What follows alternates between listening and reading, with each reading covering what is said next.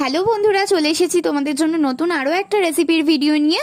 Chicken কষার recipe. তোমাদের দাদা ভাইয়ের কাছে আবদার করেছিলাম চিকেন কষা খাবো, তো আমার আবদার রাখবে না, এটা তো হতেই পারে না, তাই চিকেন কষা বানাচ্ছে। লেবুর রস দিয়ে প্রথমে চিকেনটাকে মাখিয়ে রেখেছিল, তারপর ওর মধ্যে দিল পেঁয়াজ কুচো, হলুদ গুঁড়ো, লঙ্কা গুঁড়ো, নুন, কাঁচা সর্ষের তেল আর আদা রসুন কাঁচা লঙ্কার পেস্ট। এগুলো দিয়ে ভালো করে চিকেনটাকে ম্যারিনেট করে রেখে দিচ্ছে কিছুক্ষণের জন্য। এরপরে আলুগুলো ভেজে তুলে নেবে। তারপর কড়াইতে আবার সর্ষের তেল দিয়ে দিচ্ছে। তেল গরম হয়ে গেলে দিয়ে দিচ্ছে ফোড়নে শুকনো লঙ্কা, তেজপাতা, গোটা গরম মশলা আর একটু সাদা জিরে। ব্যাস, এবার এর মধ্যে দিয়ে দেবে বেশ খানিকটা পেঁয়াজ কুচো। এবার দেখো পেঁয়াজ কুচোটাকে একটু ভালো করে হালকা নেড়ে চেড়ে নেবে, দিয়ে ম্যারিনেট করে রাখা চিকেনটা এবার কড়াইতে দিয়ে দেবে।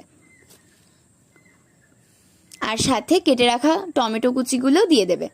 এবার একসাথে চিকেনটাকে হালকা একটু কষিয়ে ভেজে রাখা আলুগুলো দিয়ে দেবে।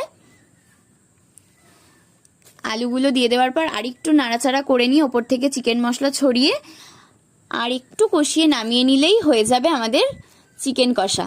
দারুণ স্মেল এসেছিল, খেতে তো দুর্দান্ত হয়েছিল। রেসিপিটা কেমন লাগলো কমেন্টে জানিও, ভালো লেগে থাকলে চ্যানেলটা সাবস্ক্রাইব করো। চলো বাই।